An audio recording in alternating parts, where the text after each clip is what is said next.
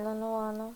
Espero que todos estejam muito bem, firmes aí nas medidas preventivas dessa quarentena, porque a gente agindo corretamente vai estar cada vez mais próximo o dia que a gente vai se reencontrar. No vídeo de hoje, nós vamos finalizar o capítulo 13, que fala sobre como ocorre a transmissão hereditária nos seres humanos. Então, na aula anterior, nós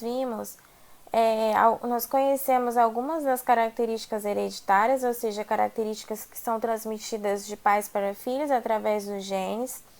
Então, nós observamos o albinismo, a capacidade de dobrar a língua, a presença das sardas, a flexão do polegar. Vimos quais são heranças dominantes, quais são heranças recessivas, dentre outras características que também foram citadas. Nós observamos aí também na aula anterior os eventos probabilísticos. Nesse sentido, nós aprendemos a regrinha do ou e a regra do e. A regra do ou é utilizada quando, então, em um único evento a gente tem possibilidades diferentes e quer saber qual a probabilidade de ocorrência dessas duas possibilidades, e com isso nós somamos essas possibilidades. Já a regra do E é quando ocorrem dois eventos simultâneos, ou seja, ao mesmo tempo, e a gente quer saber a chance de ocorrência ao mesmo tempo desses dois. Nesse caso, nós, em vez de somar, nós multiplicamos as duas probabilidades. E, por fim, na aula anterior, nós vimos também a segunda lei de Mendel, né? Que é a lei da segregação independente. Nós analisamos dois caracteres simultaneamente, que no caso da semana passada nós analisamos cor da semente, textura da semente. Uma das análises que Mendel também fez. Então, no vídeo de hoje nós vamos finalizar com o item 4 e o item 5. O item 4 ele fala sobre os heredogramas, que são ferramentas gráficas que nos auxiliam na determinação do padrão de herança de um caráter. Através desses heredogramas, então, nós vamos representar integrantes da família e graus de parentesco. No caso dos heredogramas, nós representamos indivíduos do sexo masculino sempre com um quadradinho, do sexo feminino com um círculo. Quando o problema não nos alerta sobre a identificação do sexo, nós utilizamos um losango. Caso o indivíduo seja afetado por uma determinada doença, síndrome ou caráter recessivo, esse indivíduo vai ser representado com um quadradinho ou círculo pintadinhos, ou totalmente pintado ou rachurado. Existe também a forma de representação dos gêmeos. Quando são gêmeos dizigóticos, nós vamos representar dessa maneira, e quando são gêmeos monozigóticos, nós vamos uni-los com uma linha entre eles. A apostila de vocês traz o exemplo abaixo, o heredograma X. Então, nós temos 3 gerações, a geração 1, 2 e 3, e temos indivíduos em cada uma delas, sendo que nós temos indivíduos afetados, que são todos esses indivíduos com pintadinhos de preto. Através dos heredogramas, então, a gente consegue identificar se um caráter é recessivo ou dominante, e se for recessivo ou dominante, a gente consegue, através dos indivíduos recessivos, ir desvendando quais são os genótipos dos demais. Então, aqui, se a gente analisar esse indivíduo 1 da geração 3, nós podemos observar que ele é filho de um casal que é normal para esse caráter, que a gente desconhece. Se ele é um indivíduo afetado, e essa herança é recessiva, ou seja, vamos supor que ele seja azinho. Veio um azinho do pai e veio um azinho da mãe. Consequentemente, eu posso afirmar que os indivíduos 3 e 4 da geração 2 são indivíduos heterozigotos para esse caráter. Então, através do genótipo do indivíduo recessivo, eu consigo ir descobrindo os demais genótipos. Vamos fazer, então, a atividade da página 297, a atividade número 2. Ela diz o seguinte: use o heredograma abaixo para responder aos itens a seguir. Então, nós temos um heredograma com 3 gerações, cada geração vários indivíduos.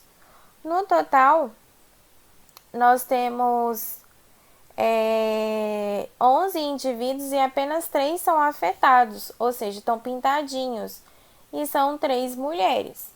A gente pode concluir que é uma herança recessiva porque elas estão em minoria, e além disso, pode ser até uma herança ligada ao sexo, ou não, né? Uma vez que esse indivíduo aqui também não está a chorar. Mas aí, usando o princípio que a gente acabou de falar, vamos analisar. Aqui na geração 3, a gente tem o indivíduo 3, que é uma mulher afetada. E essa mulher, ela é filha de um casal normal. Se ela é afetada, ela vai ter genótipo Azinho, Azinho. E vai vir um da mãe e um do pai. Ou seja, eu posso, consequentemente, afirmar que esses dois são heterozigotos para esse caráter. Mas tá. Eu sei que é uma herança recessiva, então como que eu vou explicar essa minha resposta? Eu tenho um casal normal que tem filhos tanto normais quanto filhos afetados. Então, eu posso concluir que é um caráter recessivo por isso, uma vez que esse casal é normal e ele teve tanto filhos afetados, né, uma filha afetada, quanto filhos normais. Vamos para a letra B agora. Determine o genótipo de todos os indivíduos dessa família. Então, eu já sei o genótipo de 3 aqui. Vamos começar lá da geração 1. Aliás, vamos começar por todos os recessivos, né? Eu tenho outras 2 pessoas que também são afetadas. Então, eu sei que elas também são Azinho, Azinho. Na geração F1, então, eu tenho um indivíduo normal que casou com uma mulher afetada e teve tanto filhos normais quanto uma filha afetada. Se essa filha é afetada, veio um azinho da mãe e veio um azinho do pai, então, consequentemente, eu consigo afirmar que esse homem é heterozigoto. Vamos agora para a geração 2. Eu já sei que o indivíduo 4 é azão, azinho. Azão, azinho com azinho, azinho vai ser 50% de chance de ser azinho, azinho e 50% de azão, azinho. Então, todos os filhos que forem normais desse casal vão ter o genótipo azão, azinho. Esse cara aqui, ele é normal, casou com uma mulher afetada e tiveram uma filha normal. Então, eu sei que ele é normal, mas eu não conheço o seu genótipo completamente. Ele é azão traço, porque eu não sei se ele é homozigoto ou se ele é heterozigoto para esse caráter. Só que essa filha, automaticamente, ela vai receber um azinho da mãe. Então, se ela é normal, ela recebe um alelo dominante do pai, então a gente consegue concluir que ela tem o genótipo azão, azinho. Vamos agora para os indivíduos 2 e 4 da geração 3. Eles são filhos de 2 indivíduos heterozigotos. Se a gente montar o quadro de Punnett, a gente vai ver que tem 3 probabilidades, né, 3 possibilidades de genótipo. Azão, azão, azão, azinho e azinho, azinho. Então, aqui eu tenho azinho, azinho, que é indivíduo afetada. Porém, aqui eu não posso afirmar se eles são azão, azão ou azão, azinho. Então, eles vão ser azão traço. Nesse sentido, então, a gente tem todos os genótipos possíveis de se identificar do problema. Para finalizar, a apostila traz o sistema ABO e o sistema RH. O ser humano, né, ele apresenta grupos sanguíneos. Esses grupos eles são determinados pela presença de proteínas na superfície das hemácias, que são as células sanguíneas responsáveis pelo transporte dos gases respiratórios. Então, na superfície dessas hemácias existem proteínas que funcionam como espécies de sinalizadores. Essas proteínas são chamadas de antígenos ou de aglutinogênios. O ser humano, né, ele pode apresentar dois tipos de grupos sanguíneos. Então, a gente tem o sistema ABO e o sistema RH nesse sentido. E algo que a gente tem sempre que lembrar é que o nosso corpo ele vai rejeitar o que não tem. E isso vai se manifestar através da produção de anticorpos. Então, vamos lá. Vamos ver isso na prática. Aqui eu tenho uma tabelinha com o sistema ABO. Eu tenho 4 tipos sanguíneos possíveis, tipo A, tipo B, tipo AB e tipo O, ou 0. Indivíduos com sangue tipo A vão apresentar na superfície das suas hemácias o antígeno A. E, consequentemente, o seu corpo ele vai produzir um anticorpo contra aquele antígeno que o A não tem. Então, tem o antígeno A, não tem o B. Então, os anticorpos presentes no plasma vão ser o anti-B. Já o indivíduo do grupo B, ele vai ter na superfície das hemácias o antígeno B. E, consequentemente, no seu plasma, ele vai produzir o anticorpo contrário, que é o anti-A. Nas hemácias do indivíduo do sangue tipo AB, eu vou encontrar tanto antígenos A quanto antígenos B. Se eu tenho os dois antígenos, eu não vou ter nenhum anticorpo contra esses dois, porque eu tenho as duas possibilidades. Já nas hemácias do grupo O, essas hemácias não apresentam nenhum tipo de antígeno na sua superfície. Consequentemente, esse indivíduo, no seu plasma, vai haver produção de anticorpo tanto anti-A quanto anti-B. O sistema ABO ele vai ser, na genética, o sinônimo de polialelia, quando alguns genes apresentam mais de 2 alelos para esse caráter, como a gente consegue ver aqui na tabela. Então, eu tenho o alelo isão A, o alelo isão B e o alelo izinho, ou seja, eu tenho 3 alelos para um único caráter. Vamos ver na prática, então, como que funciona a tipagem sanguínea. Aqui eu tenho uma amostra de sangue normal e aqui eu tenho uma amostra de sangue aglutinada. Aglutinada é quando eu pingo um soro e tenho uma reação com as células se aglomerando. Então, vamos lá, eu tenho 4 indivíduos aqui. Sobre o sangue de Cláudia, eu pinguei uma gota de soro anti-A e uma gota de soro anti-B e não houve reação. Qual é o tipo sanguíneo que não tem antígenos, ou seja, e ele apresenta os dois anticorpos, tanto o anti-A quanto o anti-B? É o sangue O. Então, se eu tenho anti-A e anti-B aqui, não vai ter reação. Então, eu consigo concluir que Cláudio tem o tipo sanguíneo O. Luciane, eu pinguei tanto o sangue tipo o soro anti-A e o soro anti-B. No soro anti-A, não houve reação. E no soro anti-B, houve reação.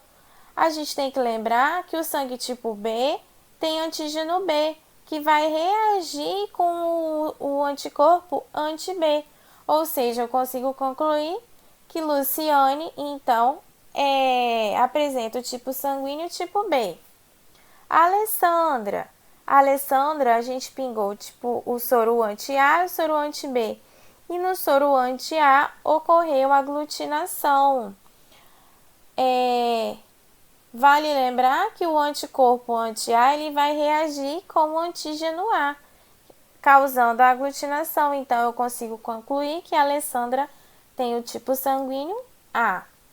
E Milena, para finalizar, a Milena, ela apresentou a aglutinação para os dois tipos de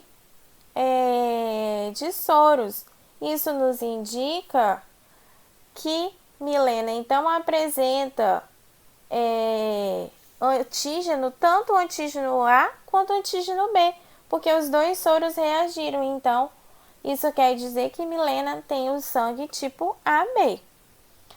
Nesse sentido, a gente pode afirmar que o sangue tipo O, como não ocorre reação, ele é chamado então de doador universal.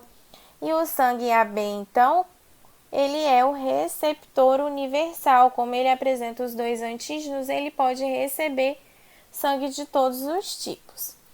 Mas, porém, existe o sistema RH também, que foi descoberto primeiro em macacos do gênero Rhesus. Então, por isso, levou esse nome RH. Ele é um exemplo de herança de dominância completa. Então, eu posso ter RH positivo ou RH negativo. O RH positivo tem 2 genótipos possíveis, Rzão ou Rzinho. E RH negativo vai ter o Rzinho. E vai produzir, né, o soro, né, o plasma vai produzir anticorpo anti-RH. Se uma pessoa que é sangue RH positivo recebe RH negativo, numa transfusão sanguínea vai ocorrer a produção de anticorpos anti-RH, ou seja, é uma resposta imunológica do organismo. Numa segunda vez, se esse indivíduo novamente receber um sangue RH negativo, os anticorpos vão atacar imediatamente as hemácias, destruindo-as e podendo causar até a morte desse indivíduo. É exatamente o que ocorre na eritroblastose fetal, que é uma doença hemolítica causada pela incompatibilidade do sistema RH entre a mãe e o feto. No caso da eritroblastose fetal, nós sempre vamos encontrar uma mãe com RH negativo e o filho com RH positivo. Numa primeira gravidez, então, essa mãe com um filho RH positivo, ela tem contato, seja através do cordão umbilical ou seja na hora do parto, ela tem contato com o RH positivo do filho. E isso desencadeia uma resposta imunológica com o organismo produzindo anticorpos anti-RH. Ou seja, se ela apresentar uma segunda gravidez também de um bebê com RH positivo, automaticamente, como ela já foi sensibilizada, o organismo vai começar a produzir uma grande quantidade de anticorpos RH e então vai se manifestar a eritroblastose fetal através da passagem de anticorpos RH pela circulação, né, pelo cordão umbilical. Esse feto, se chegar a nascer, pode apresentar anemia, icterícia, surdez, deficiência mental e, em casos extremos, quando não é identificada a doença, pode até chegar à morte. A prevenção nesse caso é a mãe receber a aplicação de soro anti-RH, que vai ter um efeito temporário. Então, temporariamente, ela vai produzir anticorpos e depois isso vai cessar. Para finalizar, ficam os exercícios para vocês fazerem em casa e os gabaritos vocês sabem que encontram no portal Eleva. Muito obrigada!